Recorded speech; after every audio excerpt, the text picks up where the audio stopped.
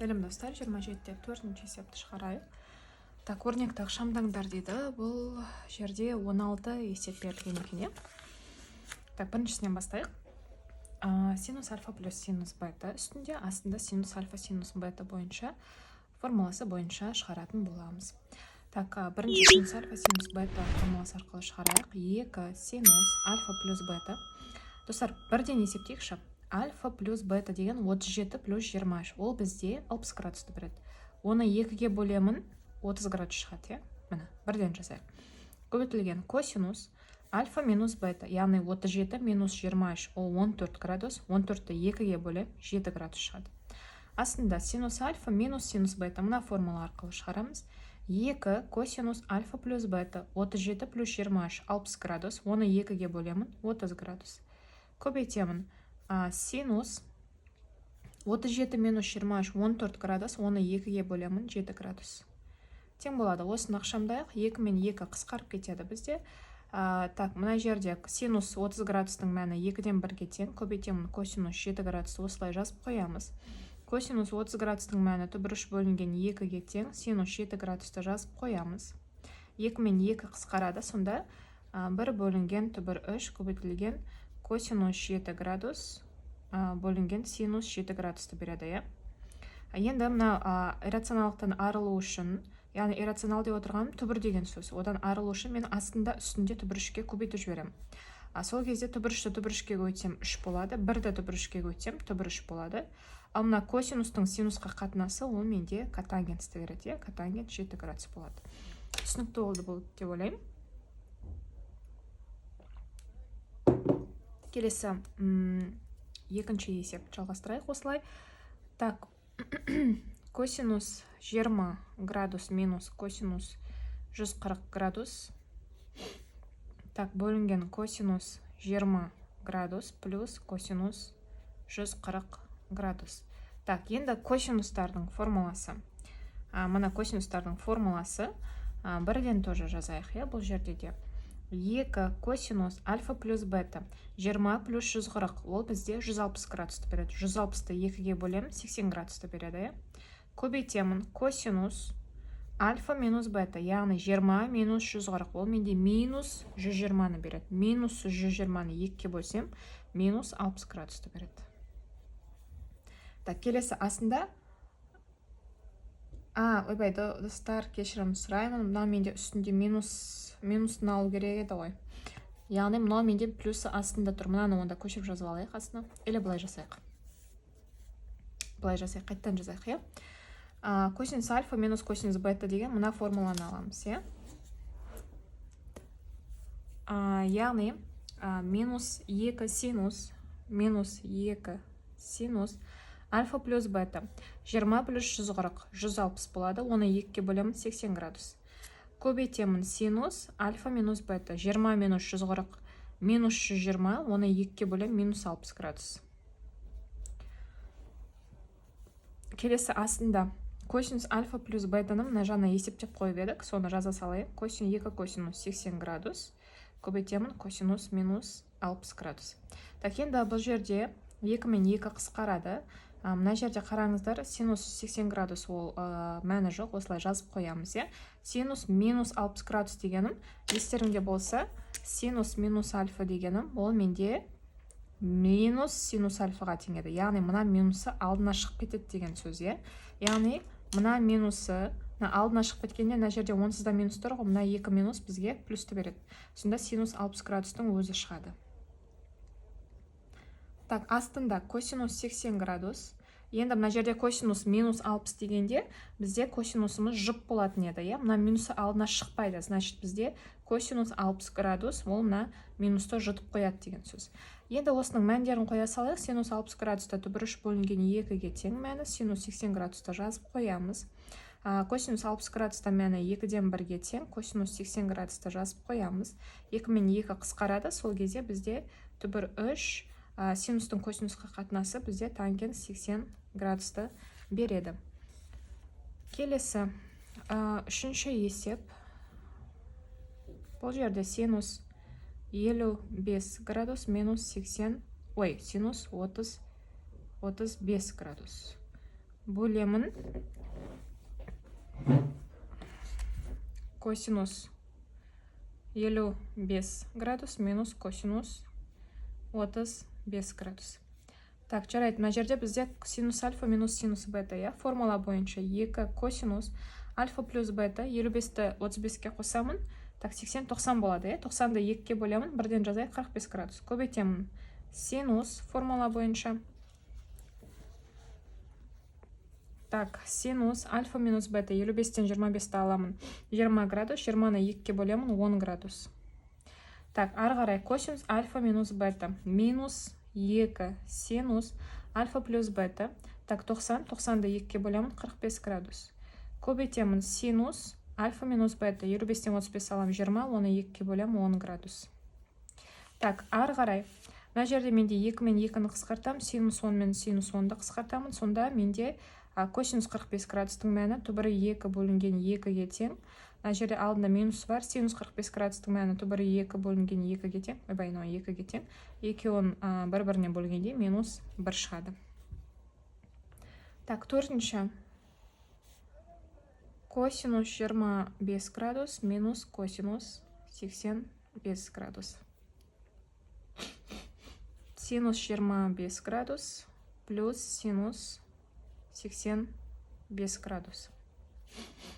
Так, косинус альфа минус косинус бета. Формуласы минус 2 синус альфа плюс бета. 25-ті 85-ке қосам. Так, 110 болады. 110-ды 2-ке бөлем 55.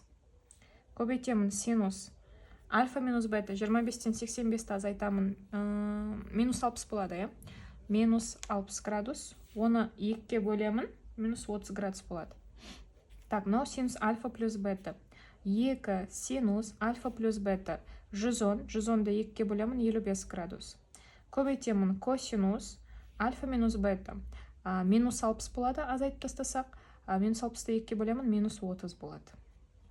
Так, ары қарай 2 мен 2 қысқарады, синус 55 пен синус 55 қысқарады.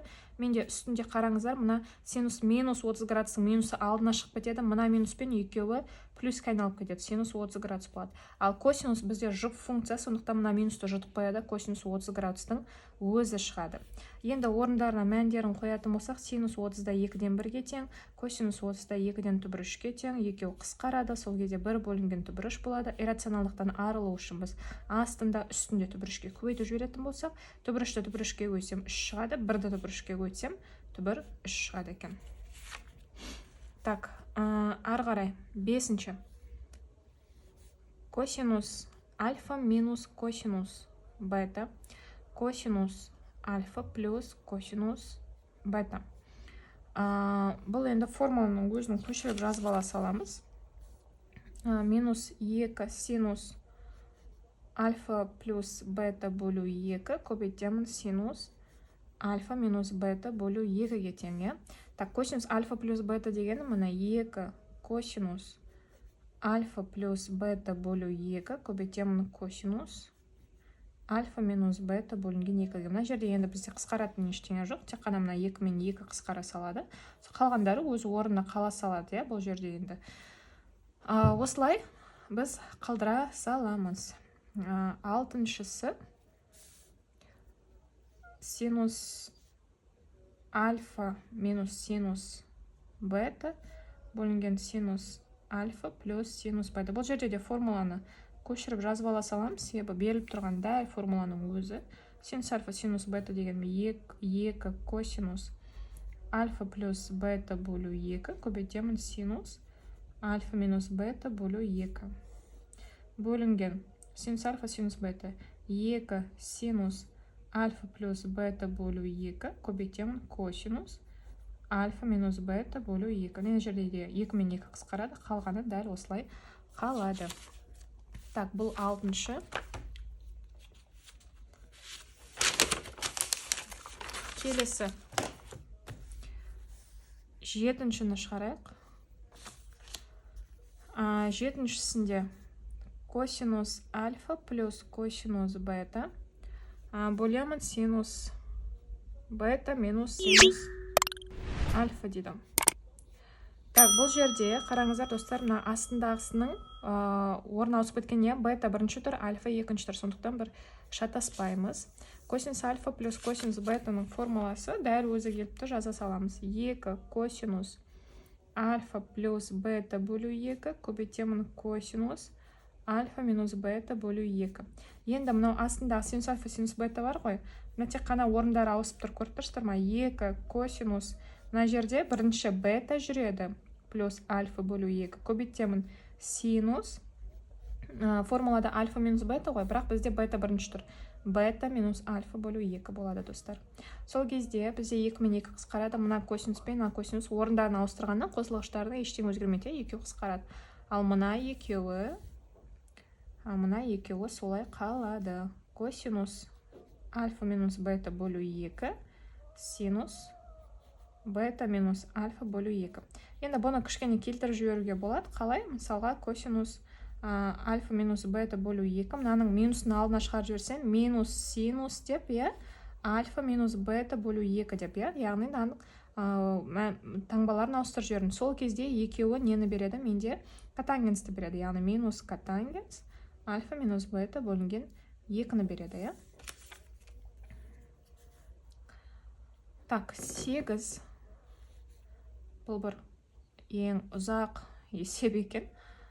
16 есеп беріпті. Бір есепке өте көп. Так, енді барлығын көрсетуге тырысам. Келесі косинус альфа минус косинус бета формуланы жаза салайық.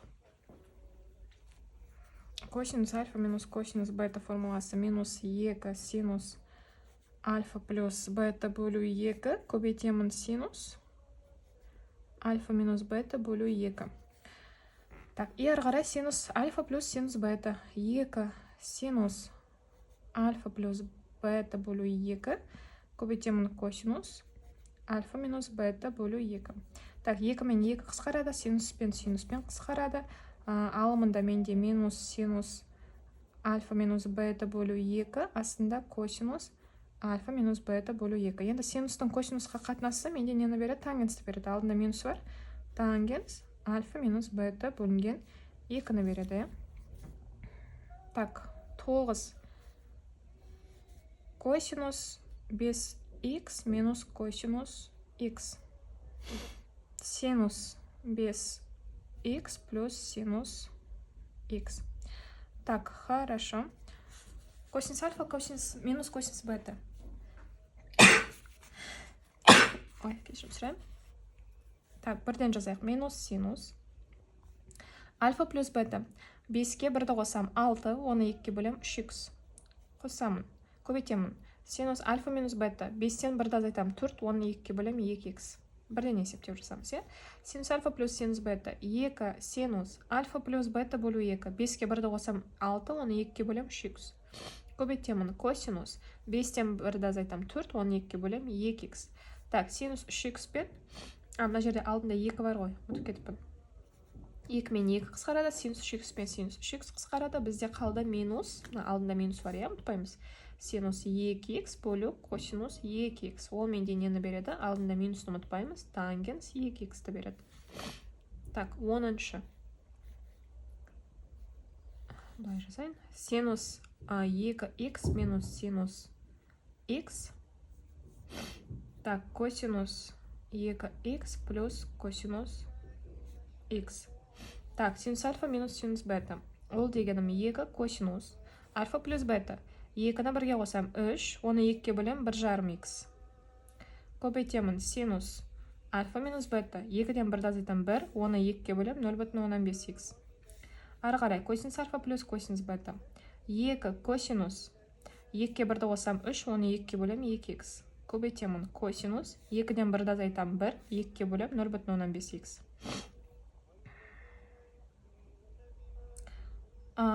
Ой, мына жерде 1,15х қой. Істеп қойдым. Так, сонда мыналар мен мыналар қысқарады. Синустың косинусқа қатынасы бізде тангенс 0,15х-ті береді. Так, 11 синус 2х плюс синус 6х косинус 2х минус косинус 6х. Так, синус альфа плюс синус бета. Ол менде 2 синус альфа плюс бета. Яғни 2-ні алдыға қосам 8, оны 2-ке бөлем 4х. Көбейтемін косинус 2-ден 6-ны азайтам минус 4, минус 4 2-ке бөлем минус 2х. Так, ары қарай косинус альфа минус косинус бета. Минус 2 синус 2-ні алдыға қосам 8, 2-ке бөлем 4х. Көбейтемін синус 2-ден 6-ны азайтам минус 4, 2-ке бөлем минус 2х. Так, 2 мен 2 кетті, синус 4 пен синус 4х кетті. Мына жерде менде қараңыздар косинус минус 2х косинус жұп функция. Сондықтан мына минусты жұтып қояды. Ал синус минус 2х синус тақ функция. Мына минусы алдына түседі. Мына алдындағы мына минус пен екеуі плюске айналып кетеді. Ал бұл екеуі менде береді котангенс 2х-ті. 12-ші есеп. 12 косинус 2х минус косинус 3х. Синус 2х минус синус 3х. Так, косинус альфа минус косинус бета. Ол менде минус 2 синус альфа плюс бета. 2-ні 3-ке қосам 5, оны 2-ке бөлем 2/5х. Көбейтемін синус 2-ден 3-ті азайтамын минус 1, минус 1-де 2-ке бөлем минус 0/5х. Так, синустан синус бетаны азайтамын, не? Синус альфадан 2 косинус 2-ні 3-ке қосам 5, 2-ке бөлем 2/5х. Көбейтемін синус 2-ден 3-ті азайтам минус 1, оны 2-ке бөлемін минус 0/5х. Так, 2 мен 2 кетті, синус минус 0/5 пен мынау кетті, екеуі бірдей. Сонда менде үстінде қалды минус синус 2/5х қалды, астында косинус 2/5х қалды. Бұл екеуі менде береді минус тангенс 2/5х-ті.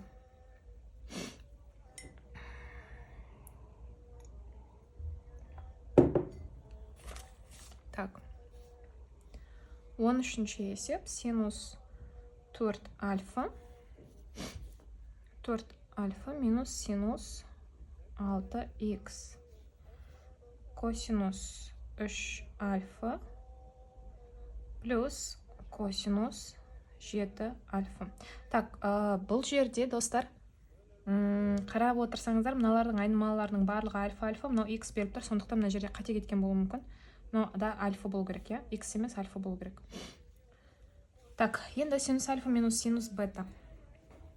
2 косинус альфа плюс бета 4-ке 6 қосам 10, 2-ке бөлем 5х. Ой, 5 альфа. Көбейтемін синус альфа минус бета 4-тен 6-ны азайтам минус 2, оны 2-ке бөлем минус альфа. Ары қарай косинус альфа плюс косинус бета. 2 косинус 3-ке 7-ні қосам 10, 2-ке бөлем 5 альфа. Көбейтемін синус 3-тен 7-ні азайтам минус 4, оны 2-ке бөлем минус 2 альфа, я? Так, 2 мен 2 қысқарды, косинус 5 альфа мен косинус 5 альфа қысқарды. Синус минус альфа дегені минус синус альфа болып алдына түседі таңбасы. Мына жерде де минус синус 2 альфа болып алдына түседі. Таңбалары жаңа минус пен минус менде плюсті береді, яғни синус альфа бөлінген синус 2 альфа болып шығады. Так, бұл 13 болды, я? Енді менде 14. Синус 7 бета плюс синус 11 бета. Косинус 10 бета минус косинус 8 бета. Так, синус альфа плюс синус бета. 2 синус 7-ге 11 қосам 18, оны 2-ке бөлем 9 бета. Көбейтемін косинус 7-тен 11-ді азайтам минус 4, минус 4-ті 2-ке бөлем минус 2 бета. Так, косинус альфа минус косинус бета. И минус 2 синус 10-ға 8 қосам 18, 2-ке бөлем 9 бета. Көбейтемін синус 10-нан 8 азайтамын 2 бета, оны 2-ке бөлем 1 бета қалады, бетаның өзі. Так, 2 мен 2 кетті. Синус 9 бен синус 9 кетті. Менде мына жерде косинус минус 2 бета дегенім плюс косинус 2 бета болады. Жұп функция болған соң, астында минус синус бета қалды. Бұл екеуі бенде қысқармайды. Яғни қатаңгенске айналмайды. Неге? Себебі айнымалылары екі түрлі. Мына жерде 2 бета, мына жерде 1 бета ғана тұр. Так, 15.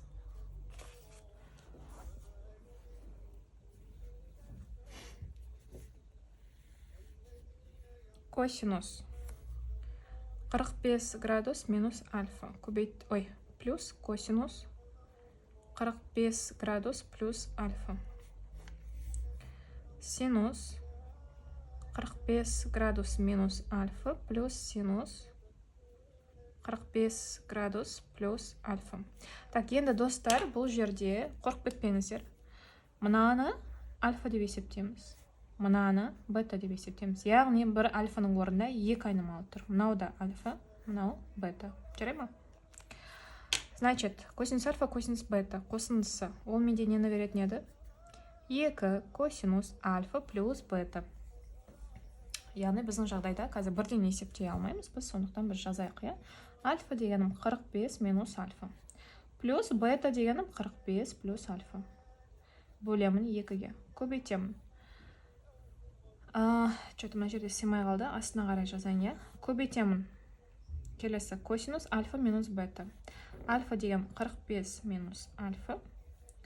Минус бета деген 45 минус альфа. Неге минус альфа? Себебі минус болғаннан кейін мыналар плюс болып тұр ғой. Минус қайда алып кетеді? Минус 45 минус альфа алып кетеді. Бөлінген 2. Енді астында синус альфа плюс синус бета формуласы, иә? Бұл жерде 2 синус альфа плюс бета. Так, значит, альфа деген менде 45 минус альфаға тең. Плюс бета деген 45 плюс альфаға тең. Көбейтемін. Косинус альфа минус бета. Значит, альфа деген 45 минус альфаға тең. Минус бета деген 45 минус альфаға тең бөлу 2. Так, енді қараңыздар, мына екеуі бірде ғой, иә? Бірден қысқарт жіберейік, есептемей қойып. Бірден қысқартайық. 2 мен 2 кетсін. Ал мына жерді ықшамдаймыз. Косинус. Мына минус альфа мен плюс альфа кетеді. 45-ке 45-ті қосамын. 90. 90-ды 2-ке бөлемін. 45. Бірден жазайық, иә? Астында синус. Минус альфа мен плюс альфа кетті. 45-ке 45 қосам 90. 2-ке бөлемін. 45. Так, енді косинус 45 пен синус 45-ті мәндерін білесіздер ғой. Бұл түбір 2 бөлу 2-ке, түбір 2 бөлу 2-ке тең. Екеуінің мәні бірдей. Екеуін бір-біріне бөлсе, бізде 1 шығады екен. Так, соңғы 16-шы есе синус 45 плюс альфа плюс синус 45 минус альфа. Бөлемін синус 45 плюс альфа минус синус 45 минус альфа. Бұл жерде дәл осылай. Мынаны альфа, мынаны бета деп есептейміз. Так, бірден мен былай істейінші. Астына сызайын, үлкен бөлшек сызайын. И осы жерге көрсетек. Мынау синус альфа плюс синус бета формуласы. Значит, 2 синус альфа плюс бета. Альфа дегенім 45 плюс альфаға тең. Плюс бета дегенім 45 минус альфаға тең. Бөлем 2-ке. Көбейтем. Косинус альфа минус бета. Так, альфа дегенім 45 плюс альфаға тең. Бета дегенім мына минус. Қыз достар, таңбадан сақ боламыз. Минус, мына минус пен мына минус менде плюс альфаны береді. Бөлемін 2. Түсінікті ғой, Так, енді синус альфа минус синус бета формуласына келтіреміз. 2 косинус альфа плюс бета. Альфа дегенім 45 плюс альфаға тең. Плюс бета дегенім 45 минус альфаға тең. Бөлем 2. Көбейтемін синус альфа минус бета. 45 плюс альфа, ол менде альфа. Минус бета дегенім 45, мына минус пен мына минус плюс альфаны береді. Бөлемін 2-ке. Так, енді бізде мына жерде қысқартатын ештеңе жоқ, 2 мен 2 ғана кетсін. Жарайды, онда біз ықшамдайтын боламыз. Так, мына жерде альфа мен минус альфа кетеді. Синус 45-ке 45 қосам 90, 2-ке бөлемін 45, бірден жасайық. Көбейтемін. Так, 45 пен 45 кетті. Косинус 2 альфа, үстінде 2 альфаны 2-ке бөлем, косинус альфаның өзі шығады. Так, мына жерде альфа мен альфа кетті. Так, 45-45 қосам 90, 2-ке бөлем 45 градус. Косинус 45 градус. Көбейтемін. Синус 45 пен 45 кетті. 2 альфа, 2 альфаны 2-ке бөлемін, 1 альфа шығады. Синус альфа. Так, енді мына екеуі менде қысқарады, я? Неге? Себебі бұлардың мәндері бірдей. Түбір 2 бөлу 2-ке тең. Косинус 45-те де тоже түбір 2 бөлу 2-ке тең. Көбейтемін косинус альфа, синус альфа. Значит, мына екеуі қысқарып кетті. Ал косинустың синуске қатынасы бізде котангенс альфаны береді.